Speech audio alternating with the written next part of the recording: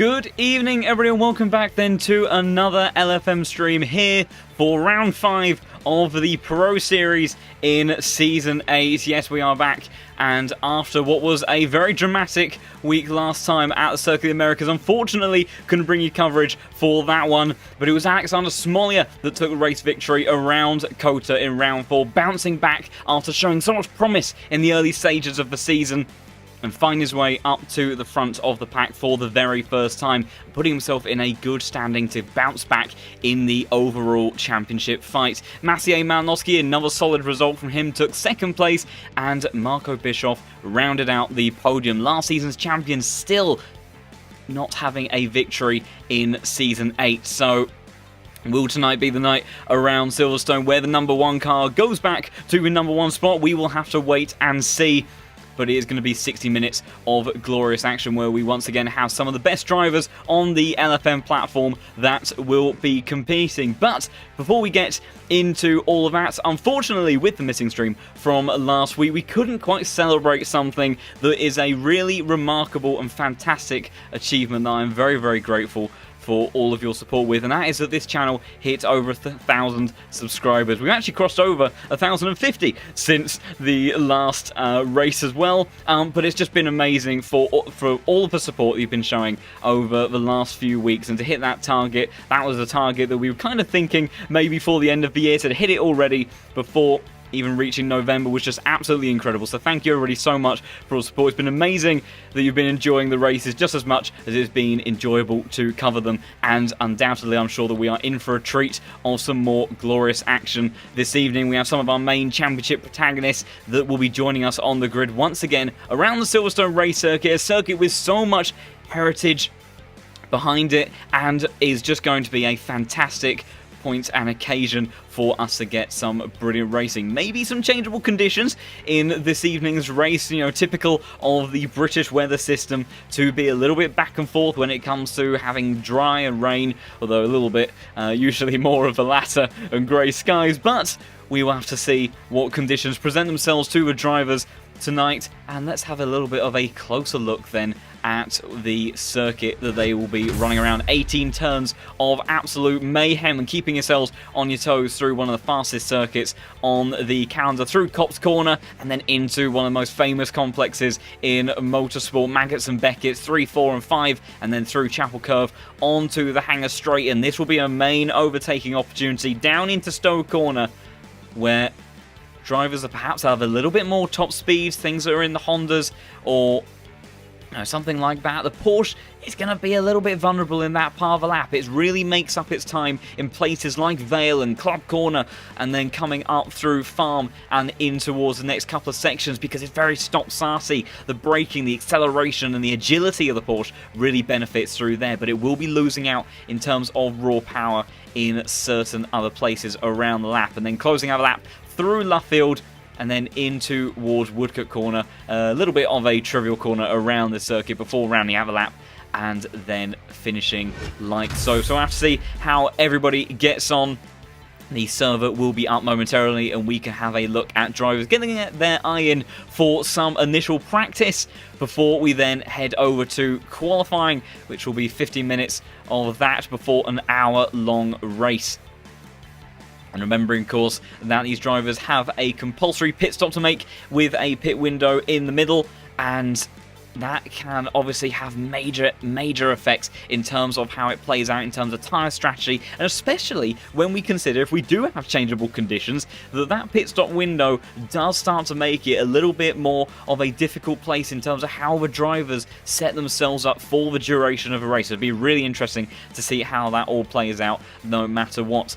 And before we get into the action, then of course, if you are enjoying watching these streams and you fancy a bit of a taste of the action yourself, then do head over to the lowfuelmotorsport.com website, get yourself signed up and get yourself a license, and you can work your way up through the ranks and then look to join some of the very best drivers on the platform, and maybe joining the drivers that you see on screen tonight. And great to see some people already in the chat. Good evening, everybody, and fantastic to see so many people joining. Once again, fantastic support, as always, for these Pro Series streams. And certainly must say did miss covering it last week, but we are back at Silverstone, which just is such a good host for racing. So let's see how they all get on. I have a little bit of a check on the server because I think we should be able to make our way in now. And the server has popped up, so I shall get us loaded into there in just a moment.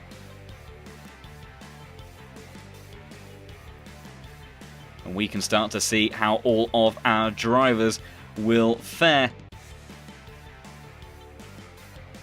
And for the time being, it does look like it will be dry, but that can all change as we make our way through into qualifying and everything else. So allow me to just switch us over into the main view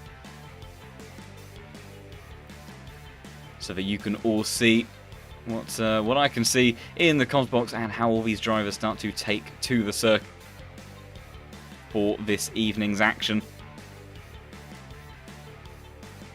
And we are, I believe, ready to go, other than one minor thing.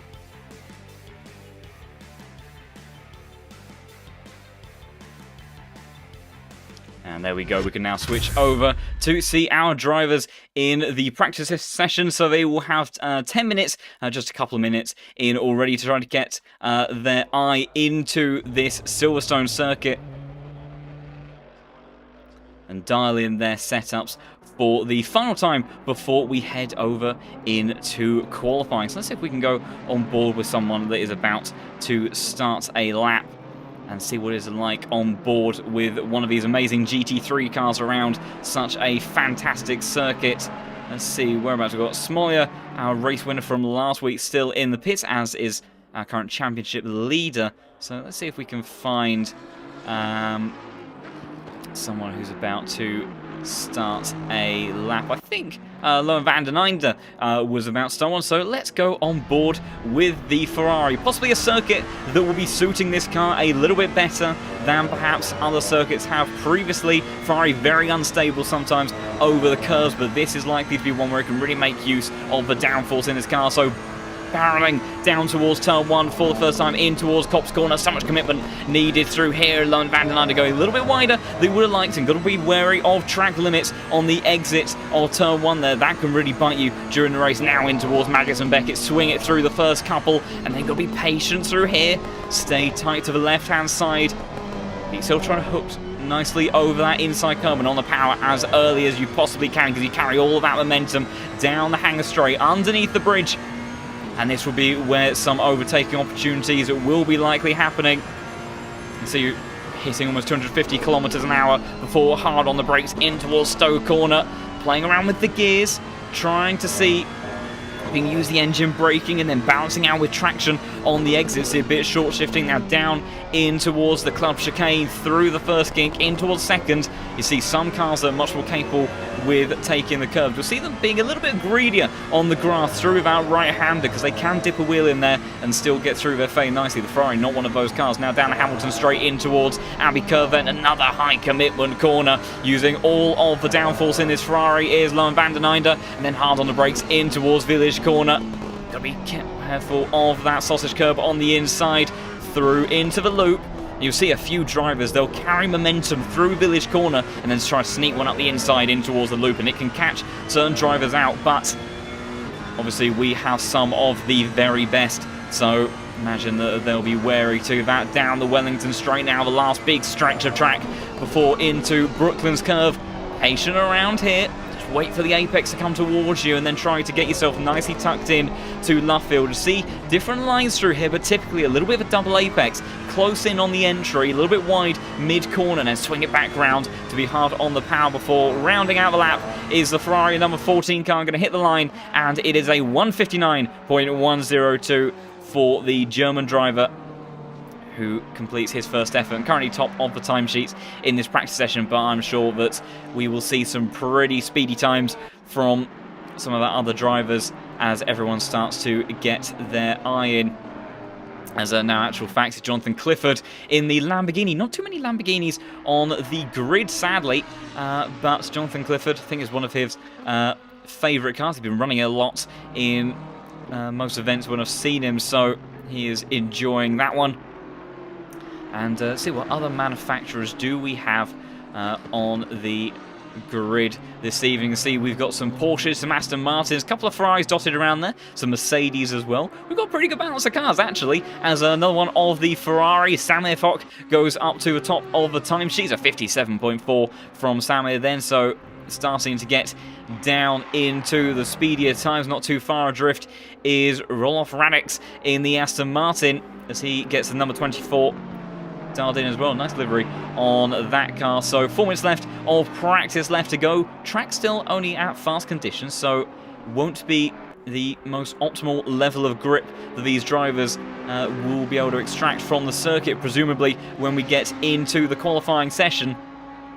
We'll have to see how it all fares once they make their way into there, and what the conditions will be doing, as well as another one of the Aston Martins of Dario Iamolo goes to the top of the standings for the time being, a 57.3, as everyone starting to leave the pits and just do some final laps, get your tyre pressures tweaked a little bit, just get yourself, feeling the groove of the car, especially somewhere like here at Silverstone, where you've got so much commitment is required at every stage around this circuit. It's very unforgiving if you get it wrong, and it's also very rewarding to the drivers that really push the limits around this circuit. So extracting every bit of confidence that you can find in the car is absolutely crucial in order to be competitive around here. And someone that has done that all season long so far is this man, Maciej Malinowski, current championship leader by around 400 points. Could all very quickly turn depending on the sort of races you have during the season, but the pole has been doing an absolutely phenomenal job so far and has really been the class of the field in terms of consistency. Has the most amount of victories so far this season, 2 going the way of the number 9. We have 1 going the way of George Boothby, who sadly has been a little bit removed from the championship due to hardware issues. Hopefully may return later on in the season, but very unfortunate stuff there from the Ferrari driver who took victory at round 2, and then Smolia joining the winner's circle last week at COTA with a great performance in the Honda there. Be interesting to see how all of these cars go. I imagine that the outright speed will be in favour of things like the Porsche once again. That's a car that does tend to do very well around this circuit in recent builds of the ACC game in terms of BOP, but don't rule out things like the Aston Martin, which has traditionally been a car that's run quite nicely around it too. The Ferrari should be good, extracting good aerodynamic performance from those cars. The BMW at one point was an absolutely phenomenal car around here, but has lost a little bit in the most recent BOP changes, but certainly can be a car that in the hands of the likes of Stapleford perhaps, and some of our other quick drivers have been really able to extract pace out of the BMW so far this season, maybe at the pointy end of the field. And the Hondas, don't rule those cars out. With the changes that have happened in terms of BOP, that car is a rocket ship, and there is a lot of flat-out sections around this circuit where that Honda will start to bounce back. It's not the outright quickest in some of these high-speed corners. It will struggle a tad through the likes of Maggots and Beckett's, but acceleration, agility in the slow speed, and outright power and top speed is where that car will bounce back, and the likes of Jardier and Smolia, I have no doubts, will be once again at the pointy end of the field. Right now, Jardier's best effort, 57.9, sits himself in P5 in this practice session as we go into the final minute, as everyone starts to try to get the last bits of practice done. And Jardier then just pulling over to the side of the road, so he's decided that he has done enough practice for today. And we will be very shortly jumping over into qualifying. We've got Del Fanta currently on an improvement on his previous best lap. He's struggled a little bit this season in comparison to where he was last season. Finished P4 in the standings. He was driving the Audi. Admittedly, that car was very, very strong at the start of the season, and then got a big nerf with an update, and had good pace in the latter stages, but didn't quite reach the same sort of level he showed in the first half of the season. He's made the switch to the M4 this time around and hasn't quite been able to dabble at the pointy end of the grid in the same way that he would have liked. But who knows, maybe the M4 around Silverstone, it's a car that's very settled around here. Maybe not the outright fastest that it was previously, but is a car that generally inspires confidence, and the likes of the BMW and the Aston, that's really where that car starts, or those cars start to shine. The front engine, good aero package, nice balance, very easy on the traction. You know, there's not too much in the way of torque of those two cars, and that ends up allowing you to really push. But it looks like everybody starting to finish up there. We've got a couple more cars out on circuit. We've got the Italian of Tringali currently heading towards Abbey Curve and seeing what the Ferrari can do, and the answer is he's going to spiral off straight off into the exit of Farm Curve, but obviously no harm done because we are in practice. I think we've got Pennon that is just coming to a halt, and we will be making our way over to qualifying very, very shortly and seeing who is going to take pole position this time around. It's been bit of a battle between the likes of Noah Reeder, Massier, Smollier, have all been absolutely astounding in terms of raw qualifying paces. Granted, Carreras finishes his final effort and he goes to the top of the timesheet, so that's a statement from him. But it does look like we have dry conditions then here for qualifying, and that is going to be very interesting to see how all of these drivers then fare in these conditions. It will be Dario Iamolo that will lead the pack of cars away for the first time. 15 minutes of qualifying. So a good few opportunities for drivers to try to put in a lap. But they'll be looking to really maximise their efforts on the first couple, because you don't want to be wasting too much time trying to find lap time. You really want to get your efforts in there sooner rather than later. And let's bring up the Delta, so once everyone starts completing their lap, we can see how they are performing relative to their previous best times and how they are all getting on. But it will be Iamolo, the Italian, that will be the first around this circuit. And you'll have that V8 Aston Martin roaring all the way around. So we've got 4 kilometre wind, 4 kilometre an hour wind, so that's probably not going to do much in the way of upsetting the balance of these cars. But if that wind picks up by the time we make our way over to the race, then potentially we will have a little bit of changeable weather on our hands. And also, just to note, we have now got optimal track conditions, so the grip level will be higher, so the maximum speed that these drivers can extract from the track will be higher as well. You can see in the background everyone's snaking back and forth, trying to get their tyres up to temperature.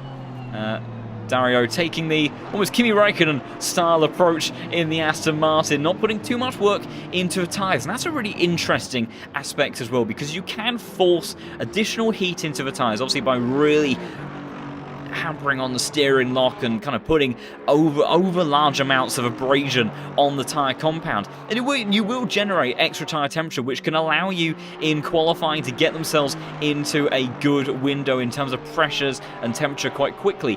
But you want to avoid doing that too excessively, because you will start to wear out the compound very quickly and you will lose that peak level of grip. And it's a really interesting balance, because obviously if you're not so aggressive on the tyre, it'll take longer for it to get up to temperature. The longer that you're out on that tyre, the more it'll wear.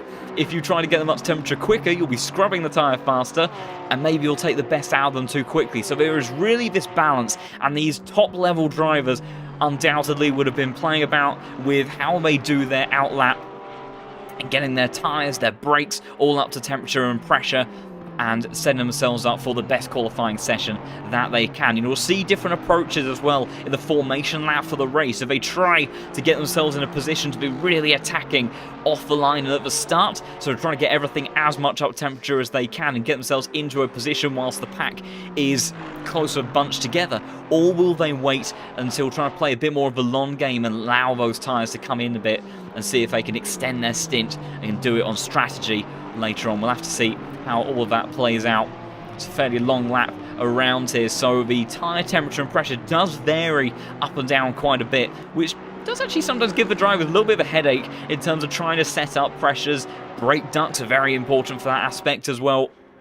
and trying to get those tyres in a nice consistent window. You are inevitably going to have some variation with some of these particularly long, high-loading corners where you are going to have pressures that go up and down accordingly, but you really want to try to see if you can get your car settled into a nice rhythm. Meanwhile, Dario finishing his first flying laps. We'll have to see what the Italian can do in the Aston Martin. So 156.7, so immediately clear of the fastest laps that we saw in practice. Fleischer in the number 17 Porsche displaces that by half a second. Oh, big slide in towards Kopp's corner there. See if we can go and get a quick on board of that one, because that was a beautiful bit of opposite lock. You see really thrashing the car towards the apex of that corner, keeps it within the white lines and uses all of the quick hands that these pro drivers have to stop that one from going around. He manages to commit to another lap, a very nice car control from the German. And currently our fastest driver on circuit, because Maciej Malinowski, championship leader, currently a lap only good enough for the front row. He was purple in the middle sector, but Lewis Fleischer in the number 17 car, currently your fastest man on the circuit, and not by an insignificant margin. We've got the likes of Onufriev in the Aston Martin. We've got Tillich, a driver that was very, very quick at Monza last season. I think that may have been the only race that we saw Daniil in. But he was astonishingly quick in the M4, was very much competing out with the podium positions and almost got himself into a race-winning position at one point. So keep an eye on this man. He knows how to extract pace out of this M4, and he's showing that in the early stages of this qualifying session once more. Oh dear, we've got the 32 off up ahead. Who was that? That was Pavlo Povlachuk in the 32 BMW. See what happens to him. He makes his way through the final couple of corners before the Hamilton straight. See if we can catch a good angle for the number 32 as he runs through Abbey Curve there. Oh, he takes quite a chunk of curve, and I think he's going to run wide and tags a wheel on the grass. Nicely catches the slide though, but will park the car and then make his way back to the pits. Obviously, that is going to be a pretty ruined set of tyres after all of that. Meanwhile, though, Louis Fleischer unable to improve. Maciej has found a good couple of tenths, gaining a huge amount in Luffield actually, so I think he may have backed out of that previous lap. 3.5 tenths up is our championship leader, getting a nice slipstream off the Mercedes, trying to go for pole in the second flying run, and he does by 0.03 of a second. Still 8.5 minutes left of qualifying to go, but the number 9 car once again sees himself up to the top of the standings on a 56.2. Samir Fock in the Ferrari, much stronger qualifying session so far from him, and has made his way up towards P3 for the time being. Same goes for Del Fanta, up into P4. So I'm saying that this may be the time that he gets to grips with that BMW, and he's showing very good pace so far as Marco Bischoff, last season's champion, joins the pointy end of the grid and makes it a Porsche 1-2-3. But we'll have to abandon that lap as he got a little bit wrong through Kopp's curve there, but he's a 56.5. Still, though, 0.3 of a second behind the other two Porsches in front of him, so potential work to do and find. We've got Frank Briat in the number 26 car. I think first time we've seen him in the top split of the Pro Series, although I may have seen him in here last season. I'm not 100% certain, but good effort there from the number 26 car.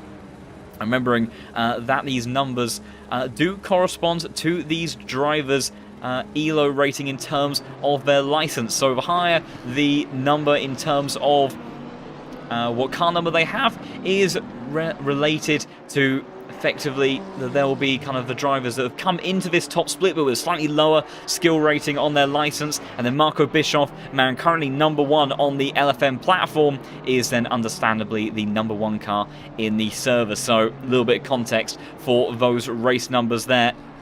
Meanwhile, Jardier down in 13th position at the moment. He has found a 10th on this lap, so that will shuffle him up potentially just the 1 position, but still outside of the top 10. And this switch to the Honda hasn't quite managed to, I think, benefit the Czech driver in the way that he would have been hoping.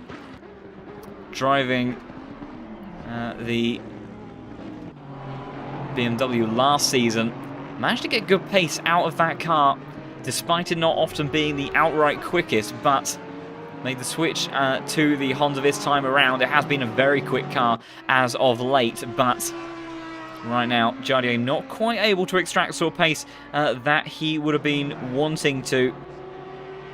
And also just a quick thank you to the moderators doing their usual fantastic job of kicking out the usual invasions that we do have in the server. Meanwhile, we've got Yevremovic in the number 27 Audi, rounding our lap 2/10 up on his previous best. That sees him jump up to P18. We've also got Rolf Radix that is finishing a lap as well, though he's lost a little bit through Luffield, so that won't be an improvement for him. Polyakov further down the order, 31st position. Oh, he gets a big slide there through Brooklands in towards Luffield.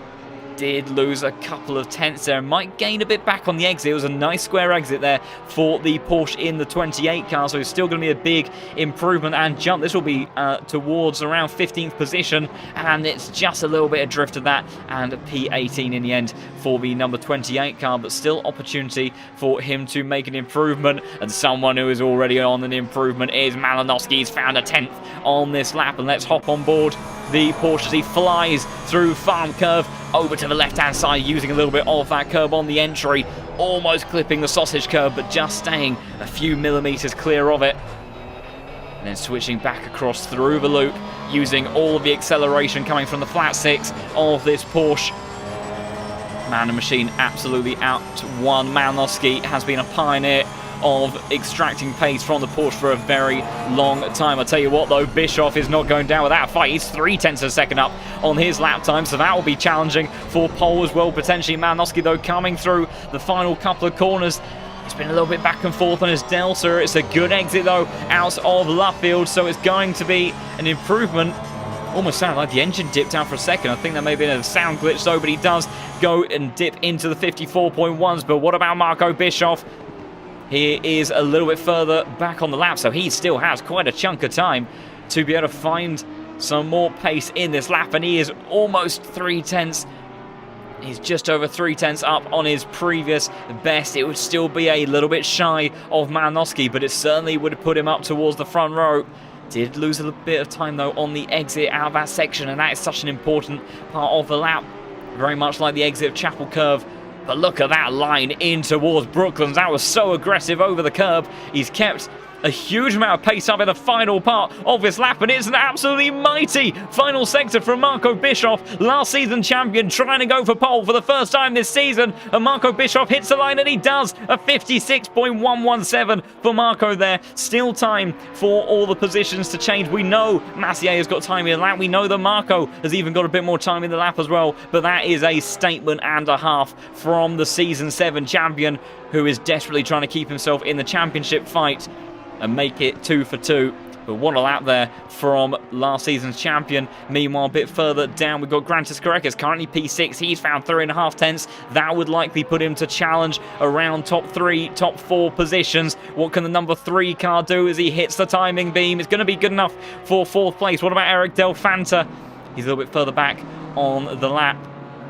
Several drivers up on improvement at the moment. Del Fanta very much in a better groove with the BMW around this Silverstone circuit. Half a second shy of the Porsches at the front that very much are dominating at the moment. Iemolo in the Aston Martin currently sitting P5, and the Ferrari of Samir Fock in P6, but maybe not for long because Del Fanta's trying to have something to say about it. He got a little bit of a squirrely exit out of Luffield, but I think it might be just good enough to sneak in towards P6 for Del Fanta, and it is. And he gets a extra position in all of that. Briat is on a small improvement as well, as go down to Soldatov though, who has found almost 0.3 up on his lap. And he has got quite a chunk of the lap actually left to go, so there's still a lot of opportunity for him to get that BMW further up the order. It looks like the BMW M4s do have stronger pace today in comparison to other times.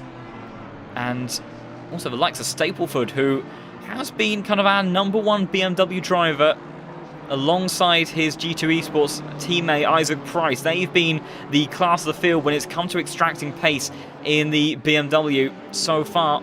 And Stapleford down in P13 at the moment, so that's actually, that honours is going to Delfanta. Soldatov trying to work his way out the order and also displace Stapleford in that little into BMW fight. Number 11 car rounding out through Luffield corner. There is a nice square tidy exit. Going through Woodcote, then taking as much of a cut as he possibly dares to short of a distance of a line, and he goes into 13th position, just a few hundredths ahead of Stapleford. Massier is on a lap. He's been going a little bit back and forth with his Delta. You see, good exit out of the club chicane. He'll carry that momentum down towards Abbey Curve. But it's not quite run out good enough to contend. I tell you what, though, Daniel Tillich is on a mighty lap himself, quarter of a second up, as he looks to try to improve on his previous best, and that would certainly see him compete towards the top 5, trying to get BMW honours is the number 25. How much confidence does he have in towards Brooklands? Not quite as much of an attack as we saw Marco Bischoff taking through there, but it's pretty neat and tidy. Coming out of Luffield now. Back and forth on the Delta, but it's pretty nice through there. Quarter of a second up is the number 25 car, hitting the timing beam, and it puts him up to 5th place. But what about Maciej Malinowski? He's found a few hundredths. Has he got the exit speed out of the final corner? I don't think he's going to have it. It's just running away from him as he heads towards the finish line. He's going to be pretty much square with what he did on his previous lap, and it's no improvement. And I think, did Massier just about sneak across the line before the qualifying session ended? I didn't quite see the timer.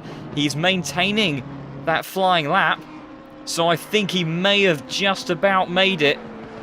Marco Bischoff is in the pits at the moment, so no improvements for him. Massier, though, a 10th up through Maggots and Beckett's then. He'll get a little bit of a slipstream off the Porsche up ahead. Smollier further down the order. In actual fact, 3/10 of a second up. So let's see what last week's winner in the Honda can do.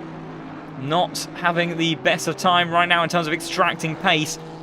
And Honda honours going to Jardier, but with this improvement, Smollier would see him jump to the front of the pack in terms of those Honda drivers. Won't be looking to make it another pole position. Honda doesn't quite seem to have the level of pace around it, but perhaps he'll be a better race car. A little bit deep through Brooklands, I can see compromise this line in towards Luffield Curve, and he's losing time all the way on the exit, but I think he'll be good enough for the top 10 for the number 2 car. He makes his way with a short run to the line. It's good enough for P10, and Smollier, it's the best he can do. What about Massier then again?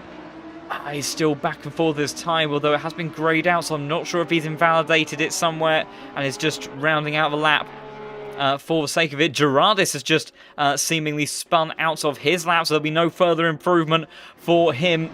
Only a couple of drivers still on circuit for the time being.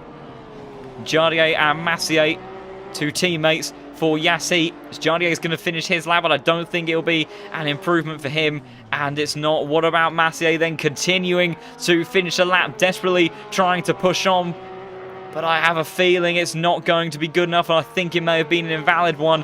It was an improvement, but I was right, it was invalid, but it wouldn't have been good enough to take pole position away from Marco Bischoff anyway, who makes it another strong qualifying performance from him, and does very, very well in all of that to see himself gain another pole position in the Pro Series. It's his first pole position of the season, but would we expect anything less from the man that wears that number 1 car with a great deal of pride? Winning last championship, of course, and puts himself in exactly the position that he would have wanted to be in order to try to compete for his first race victory of the season. Almost halfway through this championship, and we're still waiting for Marco to get a race victory. So will today be the day? Let's have a quick run through our grid in just a moment. Once I get all of my graphics and overlays sorted out. Single monitor things giving me a little bit of a hard time, but I do believe that we are now ready to go and have a look through the grid order then. So, Marco Bischoff is your pole sitter for round 5 of this championship. Great effort there from him, and he's joined on the front row by the championship leader, Maciej Malinowski. Still very much in with a shout of getting a race victory. Lewis Fleischer, the German for FTW Racing Team, starting in P3. Great qualifying session there from him. And then Grantus Korekis making it a Porsche 1, 2, 3, 4. Number 3 car starting in a good position. Daniel Tillich starts in P5. Great effort there to be the first of the lead BMWs. And Robbie Stapleford did manage to get some extra pace out of the car later on in that session with a good, strong time from him. The first of the Aston Martins, Dario Iamolo, starts in P7 with Eric Del Fanta, another one of the BMWs, starting in P8. A stronger performance there for the Italian, who may be starting to get a bit more to grips now with that car. Samuel Fock starts in P9 with last week's winner and first Honda on the grid, Alexander Smolia. We know how quick he can be in the race, and maybe he can do something special to pull his way through the order. Frank Briat, another one of the Porsches, number 26 car, starting in a very strong P11. And then Valentin Barrier, the Frenchman, starts in P12 with good friend Jardier, the Czech driver, just behind the number 6 car, will be in P13. Then Vasily Anufriev, another one of the Aston Martins, starts in P14. With Konstantin Soldatov starting in P15. And thanks again to the moderators doing wonders in the chat. Seems we've had quite a big invasion this evening. Also very hyped for the return of the Pro Series on the channel.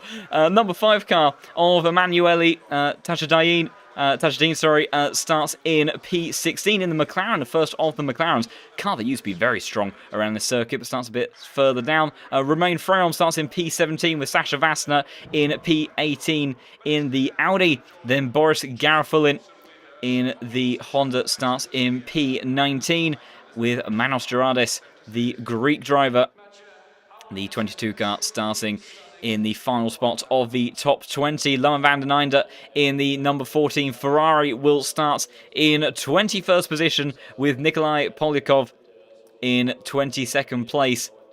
And he will be joined just behind by Predrag Yevremovic in the 23rd place Audi. Then we have Roloff Radex in the 24 car, starting in P24. Another one of the Aston Martins, popular car for this evening. Obviously, if these drivers have already raced in the championship, they are committed to the car that they chose in the very first race.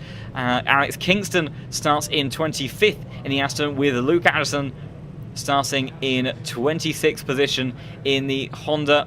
Then Pavlo Polovchuk in the 32 car starts in 27th place. Oscar Trincali, the Italian, starts in 28th with Robin Schaefer in the Audi number 4 car just behind in 29th position. And then our one and only Lamborghini on the circuit, I do believe, Jonathan Clifford, the American, I think actually maybe our only American driver in the server as well, starts in 30th. Nico Pennanen, the Finn, starts in 31st with newcomer to the top split, Luis David Del Barrio, the Spaniard, starting in 32nd position in the Audi, with Khaled Aysati in the 33rd position in the 33 car. Sebastian Krohn in the Mercedes number 29 car, rounding out to 34th place. And then Andre Beyer starting in 38th position to complete the grid. So as we get everything back onto our screens, as we look to get underway for some action around the Silverstone circuit. 16 minutes of high-octane drama, I am sure. It looks like, though, it is going to be pretty dry for the foreseeable future of this race, at least for the first half. We have nice hot weather by the looks of it. Fairly average track temperature, so nothing extraordinary in terms of tyre wear, but still will very much be a factor for all of these drivers as they look to contend with this circuit, which is going to be so demanding in terms of concentration.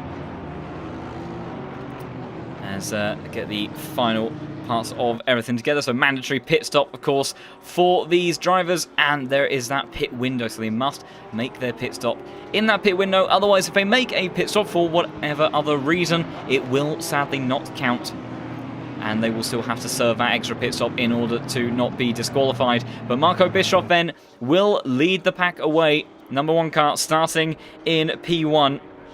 As a question in the chat, I think it's very likely that Sasha Vassner does have over 860 stars. We have, we have over 61,000 members in the LFM community now, which is just an absolutely bonkers number to say. And Sasha Vassner, part of the LFM team and a regular in terms of competing in races as well. So yes, I imagine that very much is the case. We have an extraordinary amount of attendance for certain drivers. We've got a bit of a mix where obviously we've seen, Massier, for example, he's the number 9 car, and he's clearly a world-class driver. We all know that. But he has done less races on the platform, so in terms of his relative skill rating, he isn't quite up there with the likes of Marco Bischoff, who has an absurd 6,228 elo, if I remember correctly, to the digit, and is about 200 elo clear of Trevor Wenner, who was the long-term number 1 driver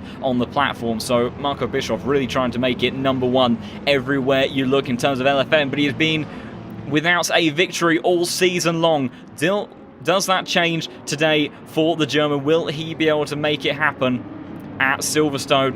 He's joined on the front row with our championship leader, who undoubtedly is going to give him a little bit of a difficult time. I am going to go to the helicam because I imagine it is going to be very tricky to keep an eye on all this action. But then for round 5 of the LFM Pro Series of Season 8, we're going to get underway for 60 minutes of racing.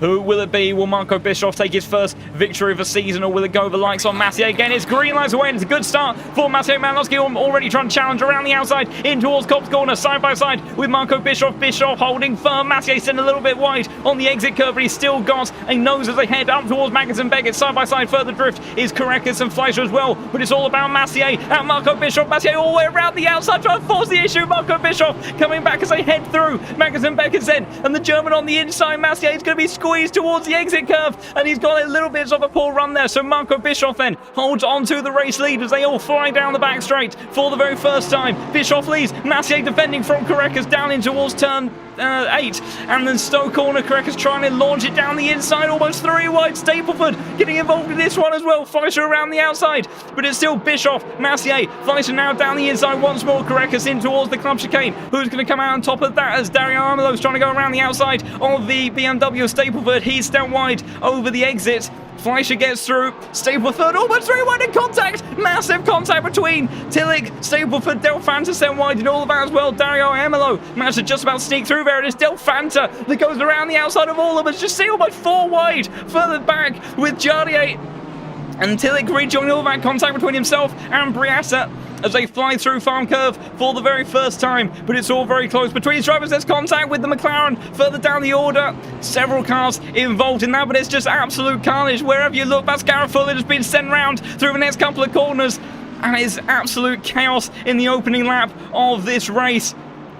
And we're not going to be able to catch each and every piece of it because there is just so much going on. Further up the order, though, it is Bischoff that still leads. Malinowski second, Fleischer third, and then Korekis just adrift of that. Del Fanta somehow got through all of the chaos and managed to get himself up to a brilliant P5. Then we've got Iamelo that was involved in that 3 wide contact. Jarnier using all of his wealth of experience to make his way up towards the top 10. Not sure if he got any damage involved in all of that, but a great start for him. Briata rounds out the top 10 as meanwhile, as timing board actually just has a little bit of a moment there. No swapping of position there so far. As I'm not sure if we've got any drivers in the pits as of yet.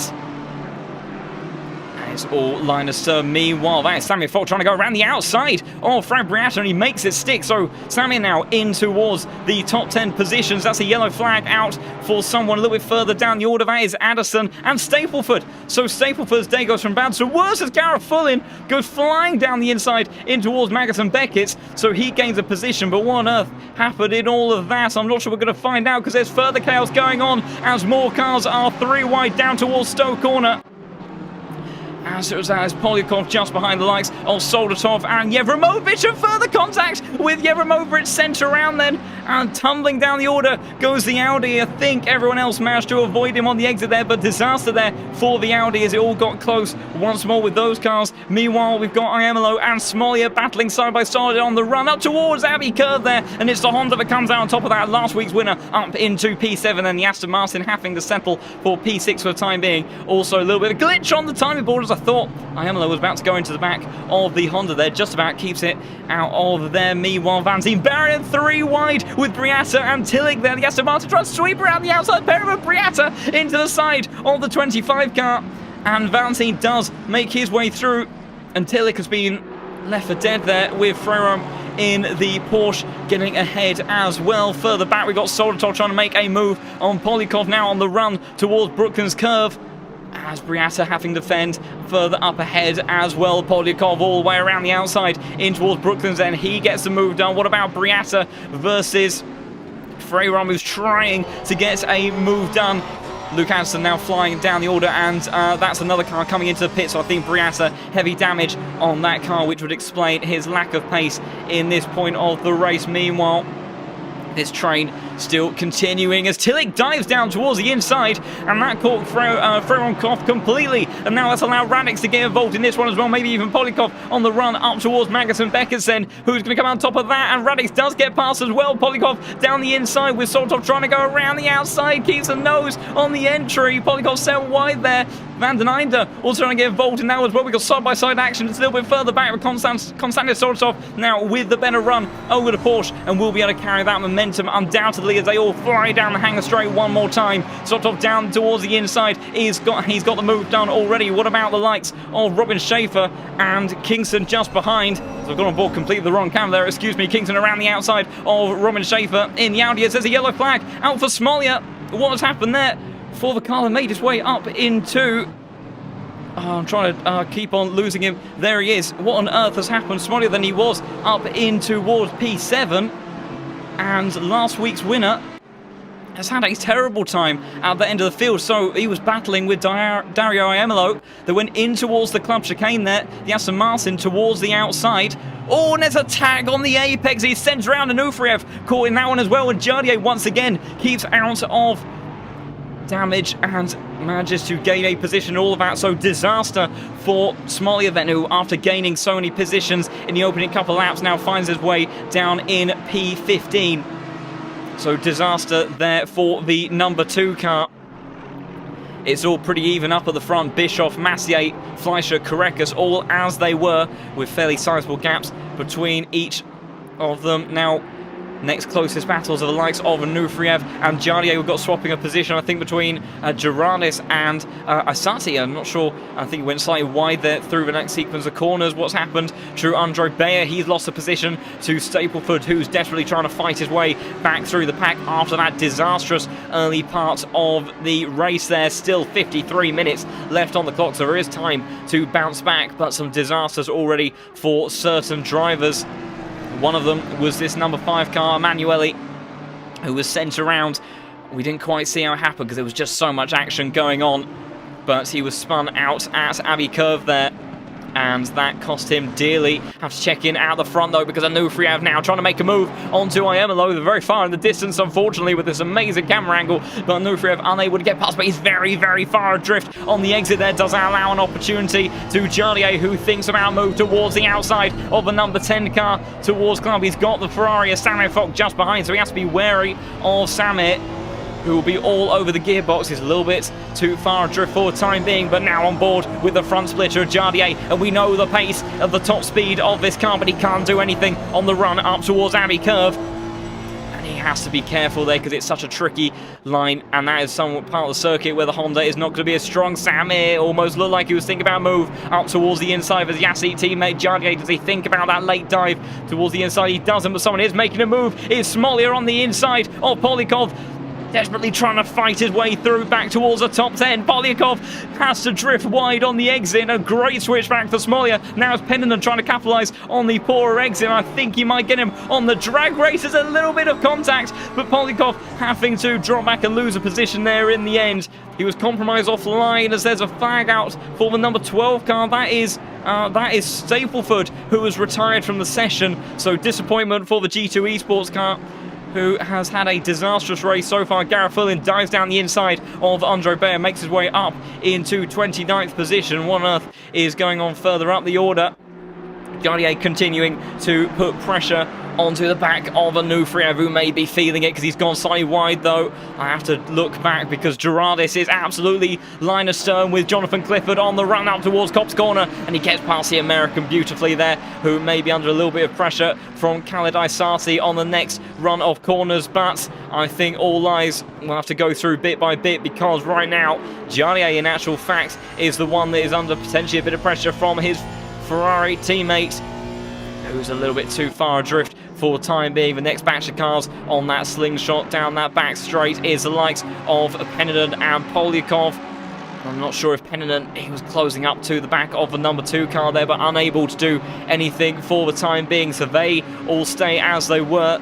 Those are battles very, very much being closely contended. One of them being Jonathan Clifford trying to dive towards the inside to the club chicane there, but he's a little bit too far back in order to make it stick and has to stay behind for the time being. We'll check back in though with the likes of Anuferev, Jardier and Samir Fock.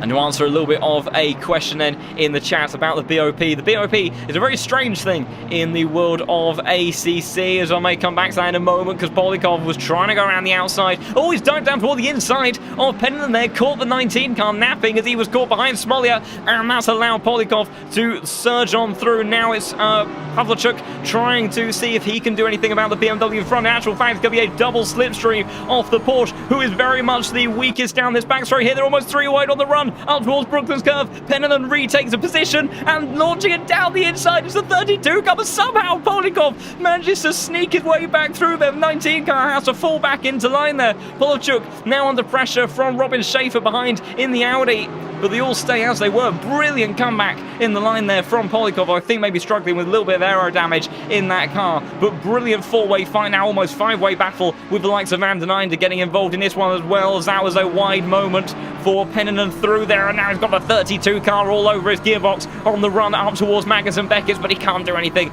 about it just yet. You've got to be so careful with your line through here, as he goes a little bit adrift there. In actual fact, that could put him under some pressure from the likes of Robin Schaefer behind in the Audi, who's got a beautiful exit through into Chapel Curve, almost pushing the BMW along, and he pushed him too much as that sent Polyakov wide onto the grass. Just a small touch there of Van der Nijnde is going to sneak through in all of that as well, so disaster there for Pavlo, but thankfully kept it pointing in a straight line there, as now almost losing another position is the 32 car, so the 31 of Kingston, who has a huge drift around the outside, desperately trying to keep his foot in the door there, and now on the run up towards the club chicane, seeing if he can get it done under brakes. And I think the BMW is still there, and he is fighting back through the club chicane there, and he does maintain that position, but unfortunate contact there. Meanwhile, Polyakov again already right up to the back of the Honda Smolia, and he has damage on that car undoubtedly, as there's a big wiggle for the 28 car, who just about keeps it pointing in a straight line. Oh, and he almost goes straight to the back of Honda. Big evasive action for Polyakov, who completely misses his braking point, and he ends up dropping several positions in the process. It's going to allow the 32, maybe even the 31 to sneak on by as well. Won't happen, but Nikolai then making a big mistake there. Meanwhile, the battle for the race lead has closed up. There's only 0.3 of a second separating Marco Bischoff and Maciej Malinowski, so we will have to keep an eye on that one as well. The closest battle on circuit is now Kingston versus Polyakov. The Aston Martin using his straight line speed, desperately trying to get around the outside of the Porsche, but he can't do it there. That was Manos Gerardis going a little bit wide there. He is sneaking up the inside of Dal Barrio through Luffield. A little bit of shoulder barging on the exit there, but they all get through there neat and tidy in the end, and 22 car gets himself up into 22nd position. Someone that may be in a position to make a move though on the next run down the hangar straight is Jardier. He is only a couple of tenths adrift of Anuferev. The gaps have opened up just a bit, at the pointy end of the grid. So Marco Bischoff extending that lead. You can see the Honda weaker in that sector, in actual fact coming under pressure from the Ferrari, but the straight line speed and the slipstream for that Honda is just too powerful for Samir to even think about making a move as of yet. What about the likes of Penninger, who's trying to now go for a move on Smolia, who is running wounded in that car. Penninger down the inside into a Stowe corner. Little bit of shoulder barging there. The number 2 car sent wide. That's going to allow Schaefer through as well, I do believe. And Smolia slossing in. That's Van der Nijde now trying to get involved in this one as well. Trying to go all the way around the outside was Honda's boxed in. A brilliant opportunistic move from the 14 car. If he can make it stick. The Honda fighting back on the exit of the club chicane and using all of that power to out-accelerate the Ferrari as Smolia holds on to what is now P17, but losing 2 positions in the process there. And he will be disappointed with how his race has been going so far today. It's further up in front, those gaps staying more or less the same. What about Schaefer? Thought he might be looking to make a move for a second there. Van der Nijde, though, looking very racy on the back of Alexander Smolia.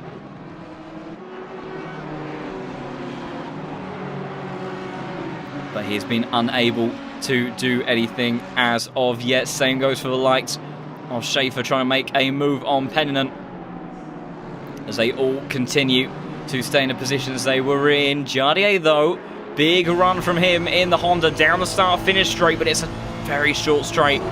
Let's see how much time does he lose to the Aston Martin through Copse. You see understeer in the number 6 car, and then Nufriev just pulling away in the process. How does Radek in the 24 car fare a little bit further down the order? He's trying to fight with Tillich, who is damaged in that BMW, but is doing well to stay just outside the top 10. Meanwhile, Massier once again has closed out that gap to Marco Bischoff, so Bischoff really does have a race on his hands. And also, that's a big late bit of braking from the number 9 car. I'm surprised he got that stopped. I thought he was going to go well further drift on the apex there, but he has lost himself time in the process. And also, very impressive stuff from Lewis Fleischer, the German number 17 car. You see right there in the battle, and depending on how strategy plays out, could be involved in the fight for the win. Van der Nijde trying to make a move once more on Alexander Smolia, who is running damage. The Ferrari trying to go around the outside again. He can't make that stick. What about the battle between Sebastian Krohn and Boris Galifianen further down the order? The Honda well in front on the run towards the club chicane, and he does end up making that one stick. Meanwhile, it's now Polchuk now trying to capitalise on the exit of Van der Nijde, and he goes flying up the inside. Oh, there's a big wipeout there with Polyakov, who has made a huge mistake with Van der Nijde. Thankfully, they managed to keep it more or less pointing in the right direction, but he tried to follow the BMW through, and unfortunately, a huge moment for that car. Let's go on board with Polyakov and see how all of that played out. And you see, so the BMW just in front is going, that's Pavlo, going down the inside of the Ferrari, and Polyakov really sent it in there, and he just drifted a bit too wide of the apex, and you see the Ferrari just about managing to keep it together as well through the gravel. So unfortunate stuff there between those drivers. Meanwhile, up at the front, some of the gaps have moved around once more. It's Fleischer. Oh, Fleischer, I was about to say, close up to the back of Malinowski. That will undoubtedly be a warning for the German for track limit, so he has to be careful about that. Jardier still unable to do anything about Nufriev, although this has been the closest he has been in a while in this Honda, trying to use all of that straight line speed.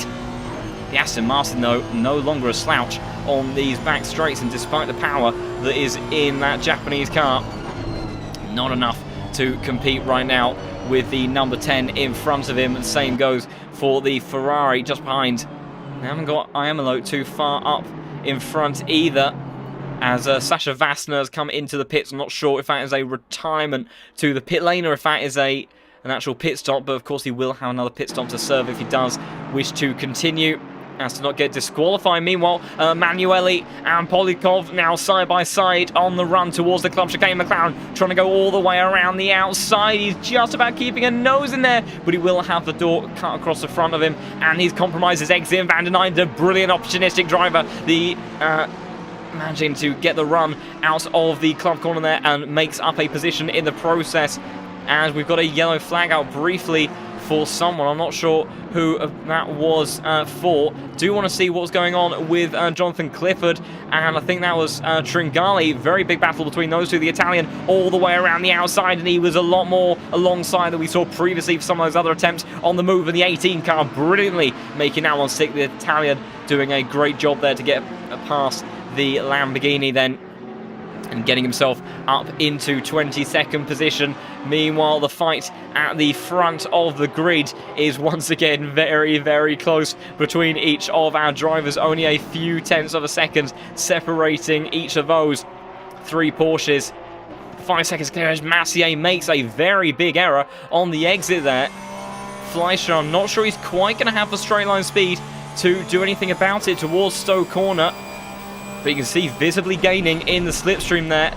We don't see Massier make too many mistakes. A little bit wide through Stowe Corner as well, as Fleischer very wide on the exit. That's another place he has to be careful about tyres in the early phase of the race, and that's allowed Marco Bischoff to just stretch his legs a little bit. But these drivers very much battling closely together. I saw a yellow flag out for the 26 car somewhere. That is Briat, that I think may have just had a moment somewhere. Not sure what happened to him. I can't check it though, because Smolya now side by side with the 32 car of Pavlo Polachuk in the BMW, who's got the move down on the run towards Stowe Corner. I don't think there's anything that Smolya can do in that wounded Honda.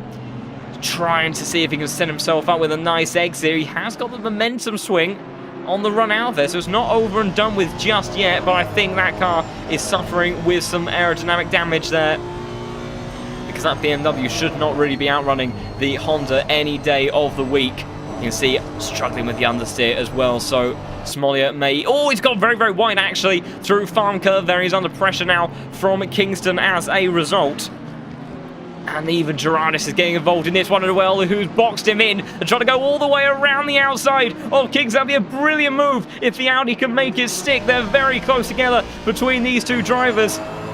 You see the Aston Martin drag race down towards Brooklands Curve, and the 22 car, the Greek driver, he's going to have to go around the long way around if he wants to make it stick. But the 31 is keeping him very honest, but here comes back the Audi on the inside in towards Luffield Curve. Miles Gerardis may have just about made it stick, and he's been setting that one for several corners, and that is a brilliant move there from the Greek driver. And somebody has just pulled into the pits at the perfect time. That's Tringali, as the pit window timer has just opened up, so a few cars diving into the pits as Fleischer now trying to make a move on Massier up out the front of the grid. See Massier being put under pressure over his last few laps, and the German trying to get himself to go one better than he did in qualifying and up towards P2, and that's allowed Marco Bischoff to stretch the gap a little bit, but he can't make anything happen just yet. So the number 17 car stays behind for the time being, but well, we don't see this very often. Massimo Malinowski being pushed by another driver, but Lewis Fleischer is doing a brilliant job in this race to be right up there with the absolute fastest. Then just checking in on some other battles. Oh, that's a yellow flag out for Briat again. What has happened there? He's disconnected from the server, so I'm not sure, unfortunately, what has happened to Briat. I do want to check in on some other battles, though, because we've got Vanzi Barrier in a very fast Aston Martin that's got brilliant straight line speed, trying to make a move on Samir Fock in the Ferrari. And also Jardier is continuing to still put pressure on the cars behind battling, though. It's Robin Schaefer and Pennon, who I think may have swapped around in the last few corners. See what happened there. Oh, I see squabbling for position now. I think maybe side by side through the club chicane, and the Audi managing to sneak his way through in the process and holds on to that one. But other drivers staying in the same positions that they were in not too long ago, and this becomes a very interesting, crucial part of the race. How early in the pit stops do you want to go? We've seen some drivers already diving towards the pits and trying to go for an undercut strategy, maybe also repairing some damage. Other big names, Valentine, who was at the tail end of that four-way fight, and Anufria, that was leading it, have both come into the pits there, so that's very interesting. And it's Jardier and Samir Fock that will be staying out on their tyres for the time being. Meanwhile, let's see, Lewis Fleischer, he challenged Massier last time around. Is he going to be able to do anything? He's a little bit too far adrift this time. Someone that's very, very close. Closer than they were is Radix to the back of Daniel Tillich, and we know how fast that Aston Martin is in a straight line. Could very much be in a position, if he gets a good exit, It's a little bit wide for Tillich there, so what can the Aston Martin do down this back straight? We know it's not a good car in terms of acceleration, but it is absolutely mental, reeling in that wounded 25 car who feels the need to go defensive. The Aston Martin sent towards the outside line there, can't set anything up, and the BMW does hold on to the position for the time being, with a little bit of a three-way fight building up for what is now currently P9 in the order.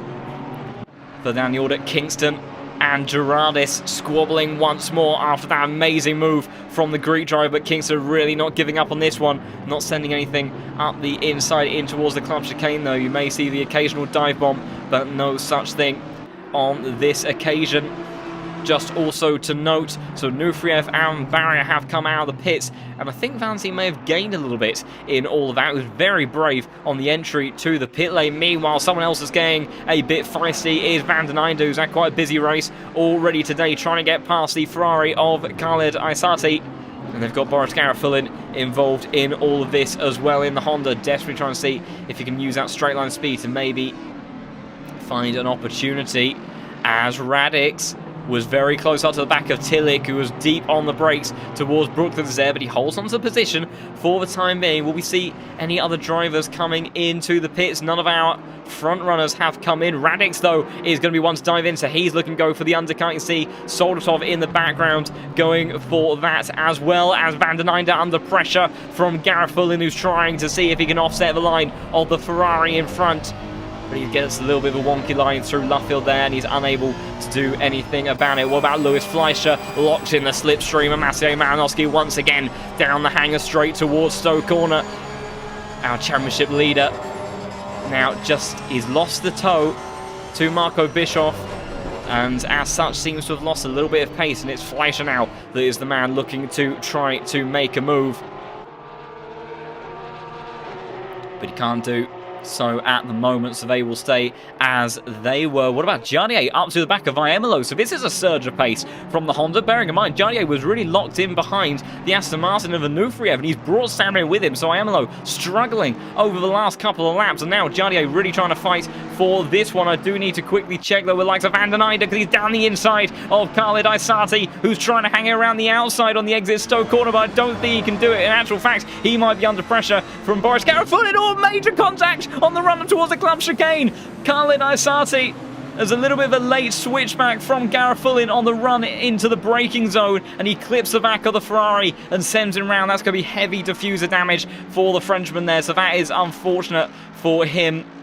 As I'm getting a so that was out of the pit lane. For some reason I interpreted that as out of this race, but Yevremovic has just emerged from the pit lane in front of Polyakov that he has for company, but unfortunate stuff for him. Meanwhile, up at the front, Maciej Malinowski, after coming under pressure from Lewis Fleischer, is going to serve his pit stop now then, and try to see if he can close back into the lead, as Jardier now trying to make the move on Iemelo. Samir using this battling to see if he can make an undercut on these two, because these drivers will be losing time. But Jardier on the run up towards Copse Corner, brave to go side by side through here. The Honda driver, tiny bit of rubbing on the entry to the corner, but Jardier does make his way through.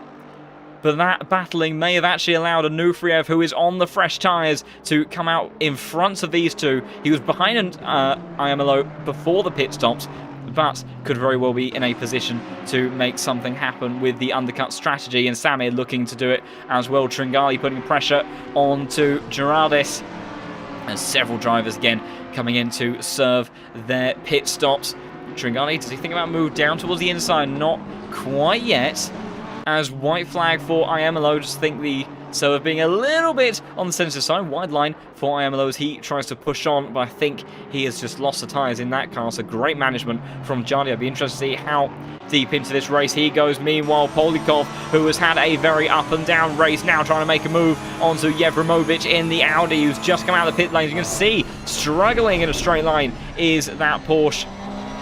and trying to fly around the outside on the entry towards Luffield. That is extremely brave from the 28 car. He launches it down the inside, and Yevremovic has nothing that he can respond with. Flashing the lights is the only thing he can do, but I tell you what, he's got a good run onto the Porsche, and he's now trying to send it back around the outside towards Copse Corner. Great wheel-to-wheel racing between these two, but the Porsche has the inside line, and Yevremovic has to give up on the position. He wasn't too happy about how it played out, but I have to say, Polikov, I mean, that really was the smallest of gaps, but he made the Porsche fit there somehow. But good also awareness from Yevremovic to react to him going down the inside there. And I have to say, Polikov really on a mission now, because he has Jonathan Clifford, who I think came out of the pits not too long ago.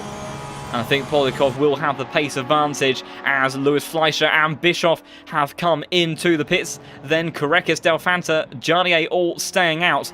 But these are crucial times. Whereabouts is Massier? Is he in clean air? He is indeed. And he has got a sector to go through. But while we've got a brief moment, I say that, Polyakov around the outside of Jonathan Clifford there. The Lamborghini having to lose the position to a 28 car who is desperately trying to surge his way back up through the field after what has to be said has been a very eventful race so far for him. But 35, the American, having to lose out. Yevremovic, mighty through the run of Abbey Curve in towards Farm now, trying to go around the outside in towards the next corner. And that'll be very brave if he can do that. He's kept it alongside, though, now on the inside, in towards the loop. Jonathan Clifford sent towards the outside, and there's nothing he can do versus the Audi. So brilliant stuff from him. What about our lead cars? And they all stay as they were. Massier P2, but importantly, he has managed to gain some ground over Fleischer and starts to set his sights in front of Marco Bischoff. And there's going to be warm tyres, of course, on Massier's car, and he really is flying along at the moment, only 4 tenths behind. Won't be close enough to do anything just yet, but maybe later on in the lap. This is the undercut that he would have been hoping for. Fleischer's lost out in all of this, but Marco Bischoff potentially a little bit vulnerable to the championship leader. We've got last season's champion versus the man that's trying to storm his way to the top of the standings and cement his place at the top, battling it out for race victory. And Massier really firmly on the back of Marco Bischoff now. And through Abbey Curve, this could be a place where the tyre temperature makes a big difference. Someone else has got a stop and go 30-second penalty, but there's Massier trying to dive towards the inside. He shows his nose, and he has. Oh, it's getting a bit awkward with some of the back markers, and it's forced Marco Bischoff to go a little bit wide there. And Massier now trying to see if he can set up an exit out through in towards the back straight. Stop and go 30-second penalties for speeding in the pit lane for Del Barrio and Polchuk. Thank you to our engineers, but it's Massier now forcing Bischoff to go wide on on the run up towards Brooklyn's curve, and they continue to squabble. This will bring Fleischer back into this flight, but it is Massier putting all sorts of pressure onto Marco Bischoff now, and we know that when he had the slipstream, he was absolutely locked in to the gearbox of the number 1 car. And they'll be pretty even on tyre temperature now, but it does look like right now the pace advantage is in favour of Massier. Following through Copse Corner is not an easy thing to do, and that's allowed Marco Bischoff just to breathe for a brief moment. But it'll all be about the run that they get onto the Hangar Straight. Marco Bischoff, how does he fare? As Korekis and Delfanta have just emerged out of the pit. So has Jardier, and Vanzi Barrier, I think, has managed to get himself past Jardier and all of that, but he has managed to come out in front of Onufriev, Iemelo and Samir Fox. So Jardier has gained in all of that, so great stuff there from him. Massier not gaining in the slipstream that time around in order to try to put a move onto the man that leads this race, and he's almost close enough for a dive in towards the club chicane, but he can't quite make it stick, and he's too late on the brakes there. But it's Onufriev trying to go around the outside of Jardier on the run up towards Stowe Corner there, and they're side by side. Honda on the inside trying to defend his position whilst his tyres come up to temperature. Onufriev brave around the outside off the circuit. Oh, he's desperately trying to keep his nose in, barely in there, and Honda in towards the middle of the track, and Jardier does hold on to that one. Beautifully fought between the pair of them there. Onufriev desperately was trying to find a gap, but it just wasn't quite there, and very smartly done between those two. Tringali now putting pressure onto Gerardis in front of him. but unable to do anything about the Audi for the time being. That said, though, good exit for the Italian on the run towards the club chicane. Does he think about a move towards the inside? The answer is yes. Gerardis closing the gap almost on the apex.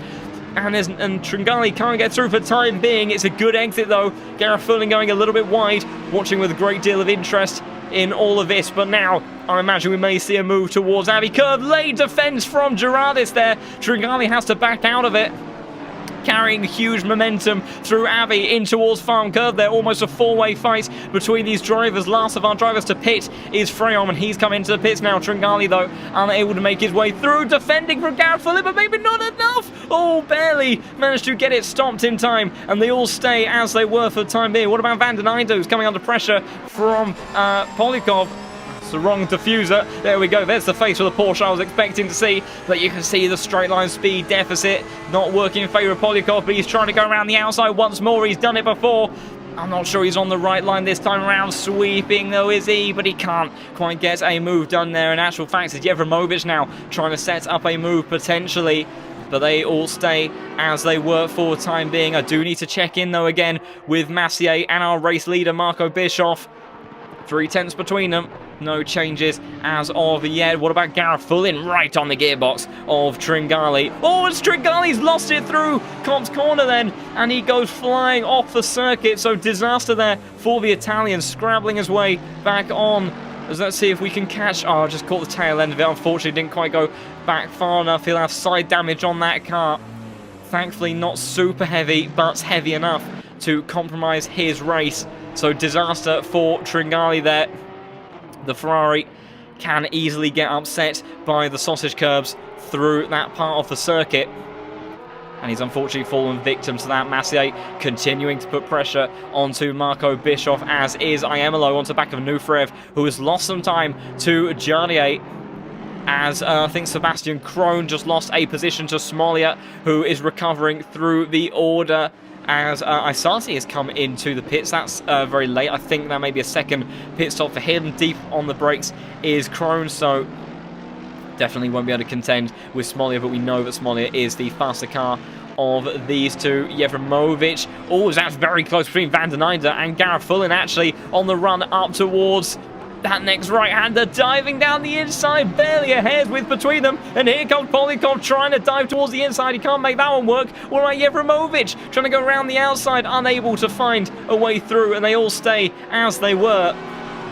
And it's Van den Einde who's dropped a little bit back away from Gareth Fullin, so he won't be able to find a way through. And Gareth Fullin actually has got a little bit of breathing space. Jevremovic. Oh, I thought he was going to go into the back of the Porsche there, but thankfully managed to pull the car up just in time.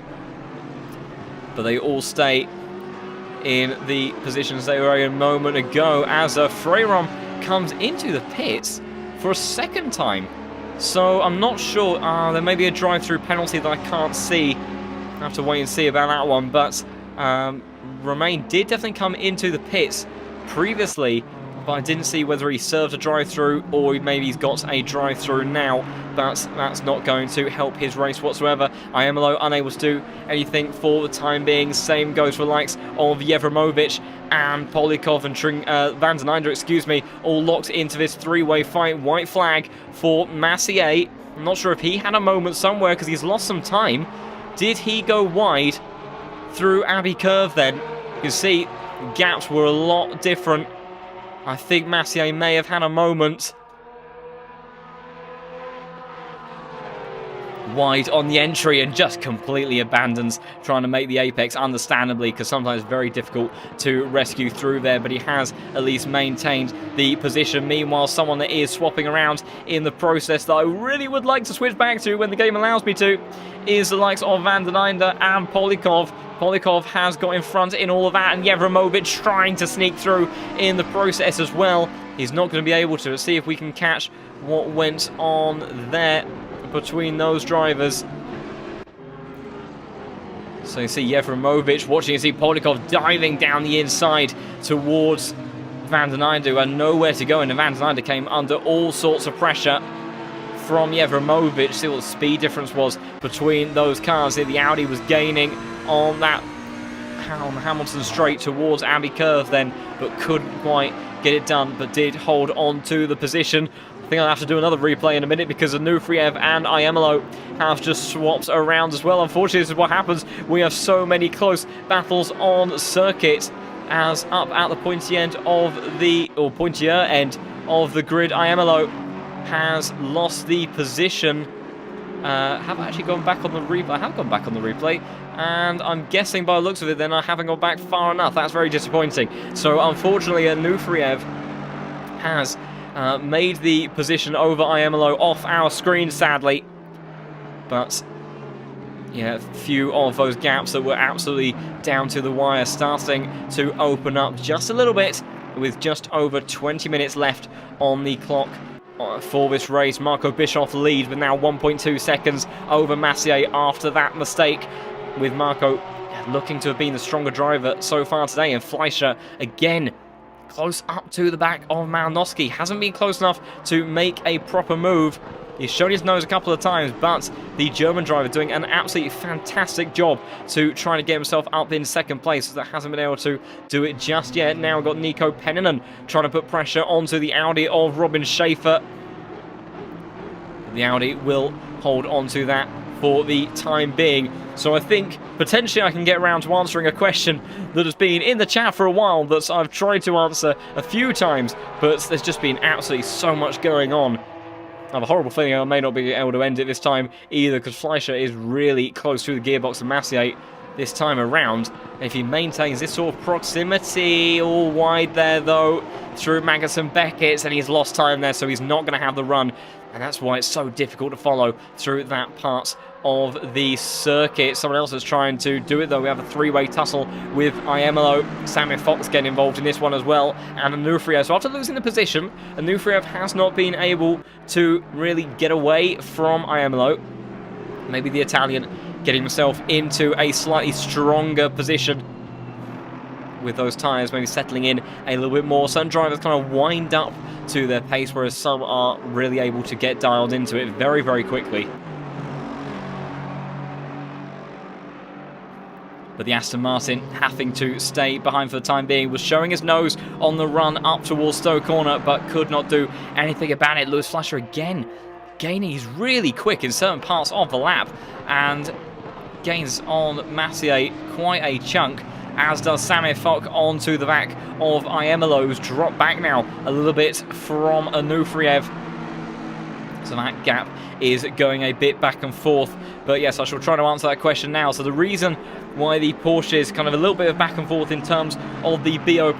The Porsche's always been an incredibly quick car. It's a very difficult one to tame, but it does reward those who are able to extract pace, because it is so pointy. It has such strong aero, acceleration, braking capabilities, and it is extremely strong if you get it into the right kind of performance window. It does sometimes suffer a little bit in terms of straight line speed, but not as much as it used to, because since the latest BOP changes, it has been stronger in that regard. It got a lot of power buffs in the last update to the BOP, so that's why it is a very much a regular strong contender. There are some circuits where it struggles to compete, but the Porsche is very much a car that is hard to beat on its day. Meanwhile, Gareth Fullen and Gerardis, as Gerardis actually now coming under pressure from Polikov down the Wellington straight. Oh, it's going to be a drag race, because the Audi's coming back with that better top speed and gets a tow from the Honda in front of Polikov, trying to go down the inside in towards Brooklands curve, and I think he's got that one done nice and easy. The 22 car unable to hold his line in the end. Meanwhile, Fleischer still unable to do anything about Massier in front, but you can see him just looking left and right, showing Massier that he is there and he is there to play. And all the while, Marco Bischoff extending his lead now up to 2 seconds. But look at this from Fleischer now, really on the back of Massier, and this is where he made a mistake previously. Did the pole, but it's the other way around this time. We saw just a little bump for the German there as he went through the apex of Abbey Curve, and he drops back a little bit in the process. Meanwhile, the three-way fight with Onufriev, Iemelo and Samir Fock all squabbling still between these drivers, but they are unable to do anything. What about the likes of Jevremovic closing up to the back of Van den Einde? The Audi, good straight line speed, but not quite good enough to do anything for the time being. I tell you what, someone else that is on the move though, Polyakov, who's been making some stunning moves in his attempt to kind of bounce back in this race, because it's been a little bit of a difficult day for him so far. He is already looking to put pressure on to the Honda of Gareth Fullen just in front. And you're very welcome, Jasper. I do apologise for how long it took me to try to get around to the question. But yeah, the Porsche definitely a very, very strong car. And it's such a difficult one to get into the window. But when it does, it hooks it up all very evenly. And yeah, very good question. So following up from that, that is Van den Einde now getting the switch back onto Gerardis, who's got a poor exit out of that corner then, and Jevremovic may be looking to make this 3 wide, is he? Because he's got the slipstream, and they are 3 wide down in towards Brooklands curve. Who is going to come out on top in all of that? Gerardis very brave on the brakes. Van den Einde backs out a little bit of contact with himself, and Jevremovic. Gerardis still now on the outside. That turns in towards the inside, in towards Luffield curve there, but Jevremovic desperately trying to keep his foot in the door in the Audi, but he can't quite do it now. Van den Einde looks to get back involved. He's gone alongside through Woodcote then, and he's on the shorter line, and that may allow him to compete with the Audi on the run towards Copse Corner, though the Audi is very, very quick. Who's going to come out on top in all of that? The Ferrari has the inside line, and he does make it stick. But Jevremovic, wow, he really tried to force the issue there, but just was unable to do so in the end. As meanwhile, another battle that is hossing up. Pennanen on the back of Robin Schaefer, but unable to do anything just yet. Same, I think, goes for Polyakov, who's in the slipstream of the Honda of Gareth Fullen. But that Honda is super strong in a straight line. So unable to... Oh, a little bit of... I think that may have been some lift and coast there, actually, from Polyakov. So maybe struggling bits of some fuel issues. That, to me, sounded like the engine cut off. Meanwhile, Jevremovic, as I can't click on it because Windows give me a stupid notification, down the inside in towards the club chicane. Van den Einde caught napping a little bit. Needed to go defensive there to stop him going for that move, but he has at least held on to the position. I do briefly need to check though with Lewis Fleischer, who again showing his nose to Massier. That's going to compromise his line through Copse Corner. Then he goes very wide, so the German unable to do anything about Massier in front. What about Polyakov fighting all around the back, and his ego that late dive towards the inside? I said it's a move they quite often like to go for, but it does rely on you being given room, and Gareth Fullen covered that one off. And now another drag race, and you see the power of the Honda is able to accelerate very nicely out of the corner and out-drag the Porsche. Is just a little bit of a victim here. What about Smolja though, further down, trying to recover after his difficult day? Down the inside of the American of Clifford, the number 2 car trying to get through in towards Brooklands Corner, and he gets that one done beautifully. So Alexander Smolja, last week's winner, trying to scrabble together points, but gets himself up into 22nd position. Remember, in this championship there are drop scores, so I imagine that this will be one of the days where Smolja makes use of those drop scores. We haven't got too many opportunities because he had a DNF in the opener after taking pole position at Imola. So, you know, these are 2 poor races, and he can't really afford to have many more if he really wants to stay in the championship hunt. And Polyakov, again, rapid in the opening part of the lap, and is absolutely pushing the Honda of Gareth Fullen along. But again, even that close in the slipstream, you can see the Honda is always not quite able to pull on the 28. Is it going to be a dive from Polyakov in towards Stoke Corner? It's a very late dive, and there's contact on the entry there, and Gareth Fullen sent off on the exit. And another very firm move from Polyakov unfortunately results in contact, and Gareth Fullen sent off there.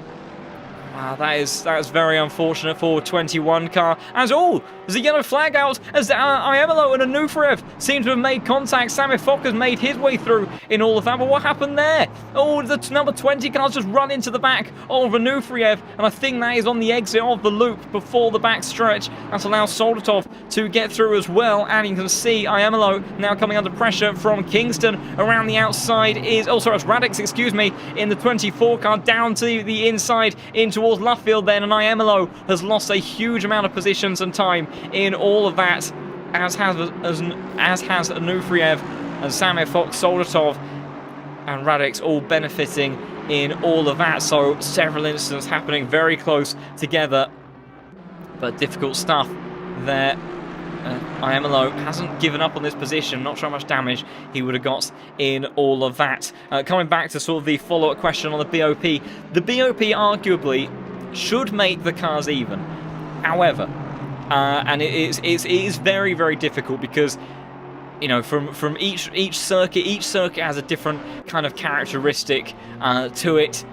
You know, so there is often going to be one car that may be stronger, or a couple of cars that maybe suits that circuit better. A BOP, you know, I think it's too much sometimes to ask to absolutely get all of the cars on exactly the same pace, because fundamentally, Jevremovic almost somehow moved down the inside in towards Beckett's there. That would have been very brave. But, you know, different drivers are going to be able to extract different amounts of pace out of each car at each circuit. So it's almost impossible to ever get a BOP where each car is down to the thousandths of a second on the same sort of lap time.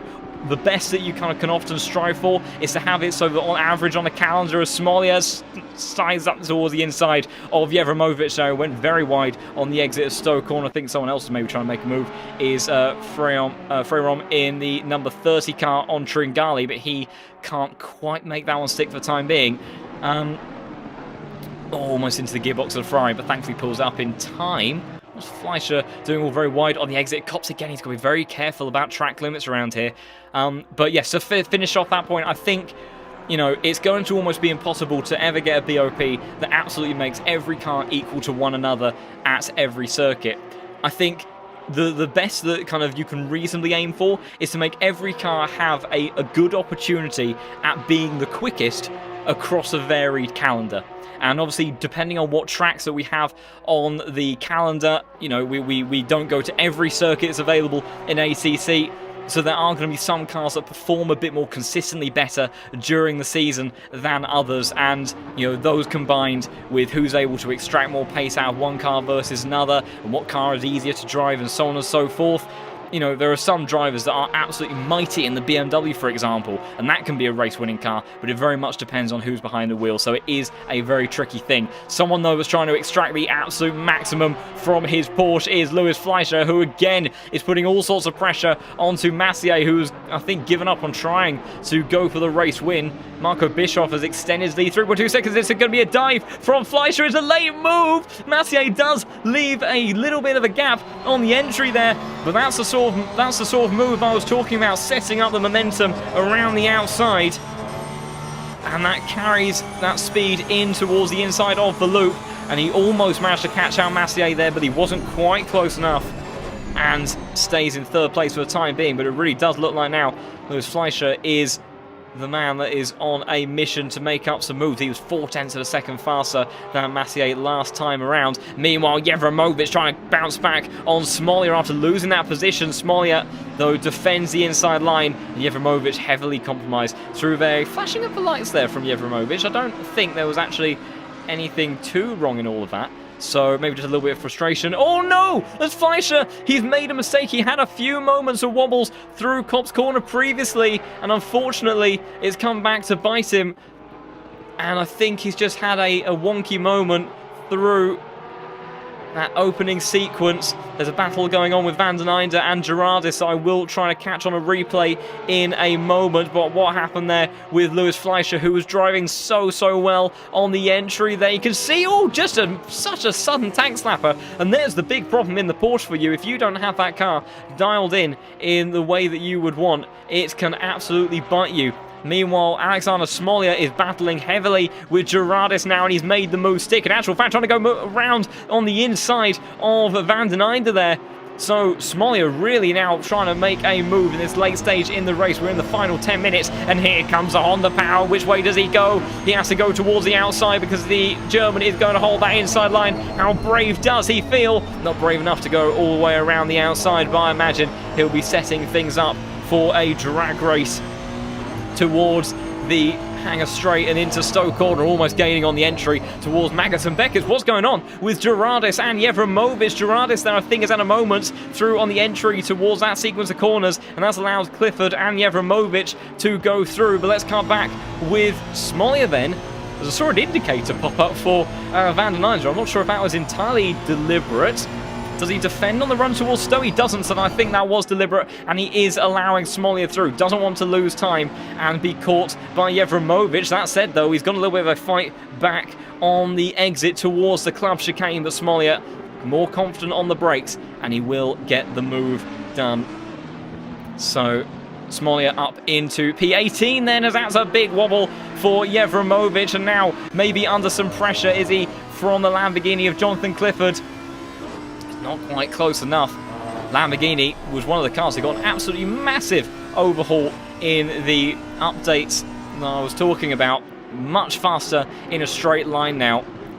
Probably the other biggest set of changes was to the Mercedes. That car had power overhauls, it had aerodynamic overhauls in terms of front downforce. And the Porsche, if I remember rightly, the Porsche got power bust and also an adjustment made to the induced drag, effectively, that the car produces. So that's the drag that comes about as a result of the level of downforce that you have on the car, and the induced drag came down for the Porsche, so it wasn't quite as detrimental to run high downforce on that car, which really helps it unlock some additional momentum. As, oh dear, apparently Massier has got a drive-through penalty.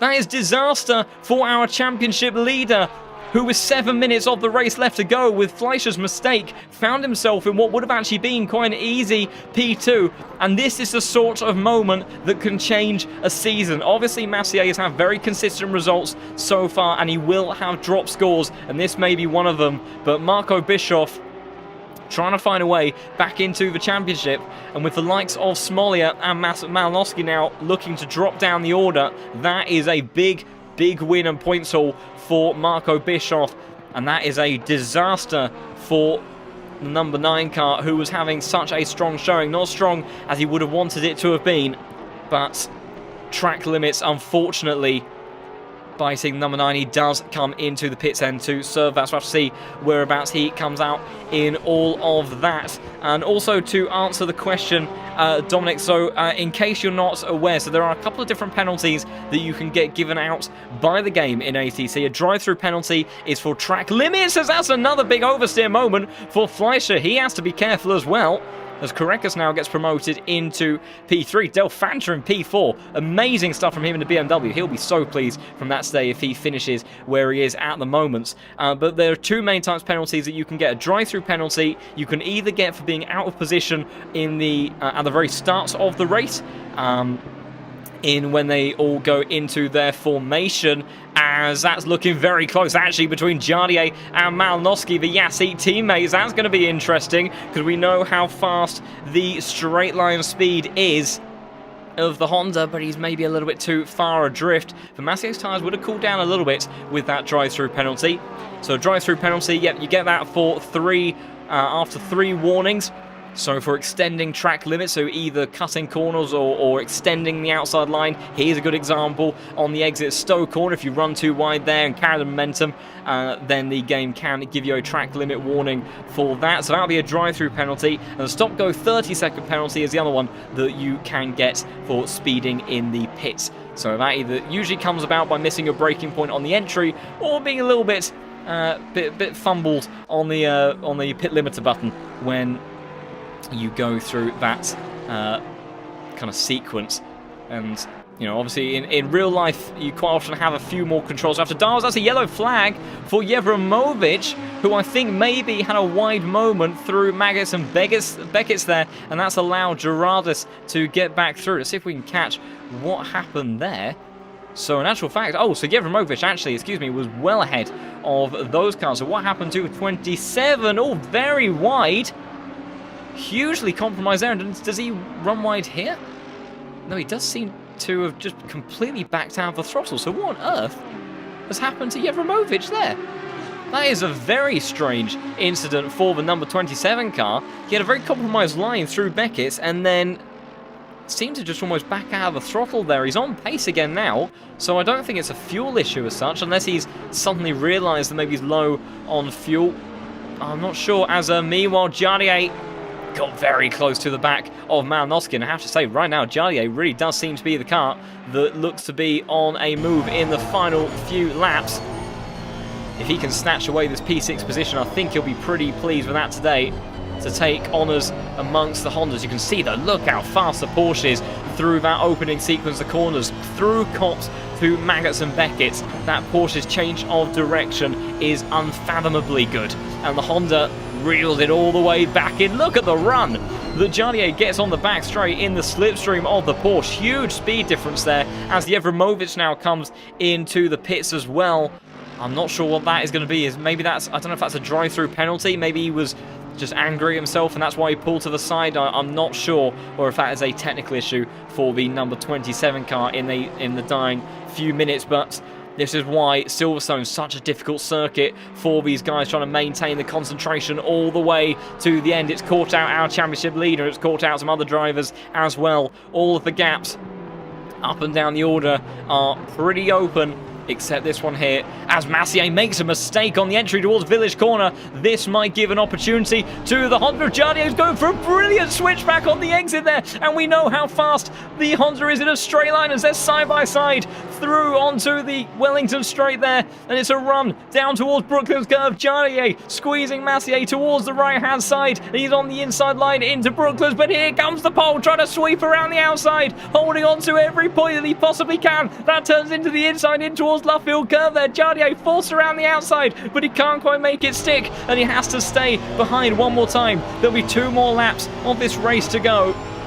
But here comes the Honda once again, and he's very, very close. Massier knows it. He defends the inside line, almost squeezing a bit too firmly. And it's going to be Jardier sent towards the outside. I'm not sure he can make that one stick. He's making a good go of it, but he can't do anything about it for the time being. But he is firmly looking like he is in a position to pounce, and if he gets a good series of runs through here, then maybe he can challenge on the hanger straight up towards Stowe Corner. He's a lot closer than he was last time around, and he gained about 0.4 of a second. Oh, but he's made a mistake, and surely, oh, he's going to lose some momentum there, and maybe even backs out the throttle a little bit to try to avoid getting a warning. I'm not sure what Jardier's situation is in terms of track limit warnings, but that's lost him an opportunity, and realistically maybe only has, well, one more down that straight for sure, but he has looked to try to pounce at other places on the circuit. But Massier, ever since that drive-through, has really struggled. Could be going through a bit of an issue cycling through with the tyres. You sometimes find when they come out of being in the right sort of pressure, as Freyrom and Gareth Fullin just swap positions. Freyrom desperately trying to come back around the outside in towards Maggots and Beckett's, but he can't do it on the Honda, who has the straight line speed, and I imagine will look to run away down the next straight. But yeah, sometimes when you cycle with tyres, even though when the tyres drop in pressure, it's sometimes difficult to get them back up to pressure. And the reason why that is that you've obviously put a lot of wear into these tyres. Once they drop in pressure, then they're not as fast, and you can't go at the same level of pace you were going at before to get the tyre temperature back into them, to get the pressure back into them, and then the tyres just drop away from you, and Pedden making a bit of a mistake there. So maybe that is what has happened to Massier, who again has been caught a little bit by Jardier. This is the final lap of the race, and Marco Bischoff, well, you wouldn't think it. He has a 9-second lead over Lewis Fleischer now, but he had to fight for that for so many stages. But this is the fight that is going on to the last dying moments of this race. Jardier desperately trying to see if he can do anything about his Yassi teammate of Massier Malowski, who with a drive-through penalty drops his way to P6 in this race after being in second place for so long. And that looks to be a pretty smart line there from Jardier. No mistake this time. He's a little bit far back, but here comes the Honda power. How much extra straight line speed does it have over the Porsche? He's gaining so rapidly. Does he think about a dive towards the inside? He can't quite do it. And Massier is wise to it. He's wise enough not to defend unnecessarily. Jardier looks left, looks right now towards the outside. Massier continuing though to hold on to the position for the time being. Marco Bischoff is just rounding out onto the Wellington straight, but Jardier now with a serious opportunity to make a move. Late dive towards the inside line from Massier to try to defend. It's going to be compromised on the run through Abbey Curve. He keeps it square though, and it may be a dive from Jardier in the next sequence of corners. I'm not sure if he can make it stick. Does he think about a dive in towards the loop? He can't. He's going to have to go for the switchback, and we'll see what the result of that is. But Marco Bischoff, for the first time in Season 8, is going to be a race winner. He makes it 4 race wins in the Pro Series to his name, and last season's champion finally goes to the top step of the podium. But here comes Jardier for the last time on the final lap around the outside towards Massier. Massier defending on the inside towards Brooklands. I'm not sure there's anything left that the Honda can do unless he can get the switchback of dreams. Massier has struggled to hold on to his position for the last couple of laps, but I think he will just about do it, and Jardier will have to settle for P7. Fleischer comes home in a brilliant P2 position. Karekas rounds out the podium. Delfanza, personal best P4 for him this season. Great stuff from him. Valentin Barrier P5. Malinowski holds on to P6, and Jardier, a smidge behind, takes P7.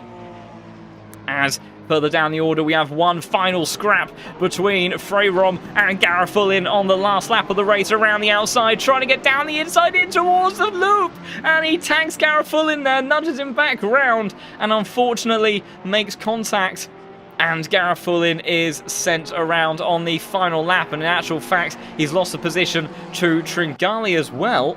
As I'm getting yellow flags out for Robin Schaefer. He has crossed the line. I thought for a second that that he was maybe stopped on circuit out of fuel, but unfortunate stuff there for Garafulin. There was such a tight gap, and the Porsche forcing the issue, and in the end making contact there. But my goodness, what a massively eventful race in all of that action, all the way from start to finish. The last of our drivers coming to the line now. Garafulin crosses the line for the last time. We have Andre Bayer and Pavlo Polovchuk to hit the line as well.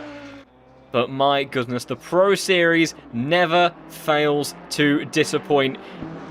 And just incredible stuff from start to finish. Number 32 car, the last to come across the line. And that will be it then for this evening's action on that front, and the server immediately implodes just as a result of that. So we will be able to have a look at the provisional results in just a moment when all of that comes through. And in actual fact, already coming through. Would you look at that? Marco Bischoff then takes his first win of the season and finishes in a place we are all too familiar with seeing him in at the top of the standings. Lewis Fleischer, fantastic race from him, was putting Massier under pressure all race long, had a bit of a wobble, but then in the end he was the more consistent of those two Porsches and takes second place. Grantis Karekas rounds out the podium with a bit of a lonely P3. Delfanta, great result from him to bounce back in what has been a bit of a difficult season so far in finding pace in the BMW. Takes P4. Valentin Barrier, the Frenchman, has another quiet race of his own, but did it nicely on strategy, I do believe, to get himself up to P5, benefiting from Massier's drive-through, of course, as well, who ended up finishing in 6th place himself, just in front of his teammate, Jardier, who finished in front of another one of the Heat drivers, Samir Fock, who gets P8 in the Ferrari. Konstantin Solstov, another good race from him in the BMW, takes P9 with Anufriev rounding out the top 10 in the Aston Martin. Busy day for him as well. Radix takes P11 with Iemelo, Schaefer, Pennon, Kingston, seeing our way down to the end of the top 15. Emanuele, the number 5 car that has such a disastrous first lap on the exit of Abbey Curve, recovered in the end to P16, so I think he'll be pretty happy with that in the McLaren, a car that was clearly struggling with a little bit of pace, or lack of, in today's session. So good stuff from him. Polikov, words may be said after the race from him. There was a lot of bold moves from the 28 car, and my game has actually crashed in the background of all of that, but thankfully after the race. But Polikov, yeah, a few incidents there that may come under a bit of investigation. Smolia, difficult day for him, finishes in P18, with Van der Nijde P19, Jonathan Clifford rounding out the top 20, with Gerardis, Krohn, Freyrom, Tringali, Garafulin, Bayer, Polovchuk and Aisati being your final finishers. And unfortunately retiring from the race were Yevremovic, Del Barrio, and Luke Anderson was another one of our retiring drivers. We'll just see as we switch over tack, because unfortunately I can't quite catch that on my other graphic on my screen. Tillich retiring, difficult day for him as well, sadly. Good pace in the BMW again. Great to see him back in the series, but unfortunate stuff. And then Briata, Vassner and Stapleford, your other retirements from today. So they'll be hoping to bounce back with a better day in the next race. But Marco Bischoff then finding his way back up into familiar territory with another race victory to his name and taking a whopping 934 points. And you compare that to the likes of, that's 300 points clear of what Massier has, and that will very much close up the gap between those two drivers. Only a couple of 100 points between them heading into the next round. So very close stuff today, all race long in this battle, but in the end Marco Bischoff once again showing his class and coming out on top in all of that. Not sure if we'll get any drivers coming in for an interview. They sometimes are unfortunately a little bit comms box shy. If you do happen to be in contact with any of the drivers in the Pro Series, then do feel free to give them a little nudge and tell them they can come in for an interview. And it's always great to hear from the drivers and speak to them after some of these races, because you know, when we have action like that, when there's been so much going on in today's race, you know, there are so many questions that we would love to know the answers to. So do feel free to give them a little poke from time to time. But that does presumably look like that might be it for today. Next week, the drivers will be heading to round 6 at Watkins Glen, which is going to be another strong track for the Porsches. But watch out for the Hondas. Expect Smollett and Jardier to very much be at the pointy end of the grid for that once again, because they are rapid cars around Watkins Glen as well. So we could end up with an even more dramatic battle for race victory with some other cars involved in that, which would be fantastic to see. Fingers crossed at the very next round. It does look like, unfortunately, that we won't have any interviews today, so that is going to be it. So thank you everybody so much for joining the stream and for all of the amazing messages in the chat. I did see them and it is very much appreciated. So thank you everybody so much, and I'm glad that you enjoyed the race just as much as I did. Silverstone never disappoints, the Pro Series never disappoints, and Watkins Glen next week undoubtedly will be just as exciting, if not better. And if you are interested in getting involved in some of this racing action yourself, then do consider heading over to the website lowfuelmotorsport.com, get yourself signed up, get yourself a license, and battle it out on track with drivers as you make your way through the licensing system. And if you get to the tippy top of the field, you could be making your way into some of the fights that you see with the drivers on stream in this series. Also have the daily racing on LFM, of course, cycling on through the day, and R Factor 2 now brought into beta form on LFM. So if ACC isn't quite your cup of tea and you want to give R Factor 2 a bit of a try, then there is some great action going on with that, with some Alpine, some multi-class IMSA style racing, some multi-class at the Nordschleife, and also some British touring cars. So lots of range of things there, and great exciting stuff on the horizon for LFM all round. And if you just want to stay in touch with the community and see all the latest bits of news, get notified when streams are going up and such things like that, or just want to talk about everything good sim racing and motorsport, then do also consider joining the Discord server, and will be great to have you there. Oh, I say that we'll wrap up there. Someone has just appeared in the interview room and they've immediately disappeared. So I got my hopes up there for all of 3 seconds, but unfortunately it does look like that will be it then for today's race. So thank you everybody so much for all of the support, and again for getting the channel over 1,000 subscribers. Amazing achievement over the last couple of months, and great to have as many of you on board supporting the channel as possible. Look forward to seeing what we have ahead of us in the action once again at Watkins Glen next week. So tune in, same time, same place, if you want to see the latest action from all of that. But for tonight then, it is going to be goodbye.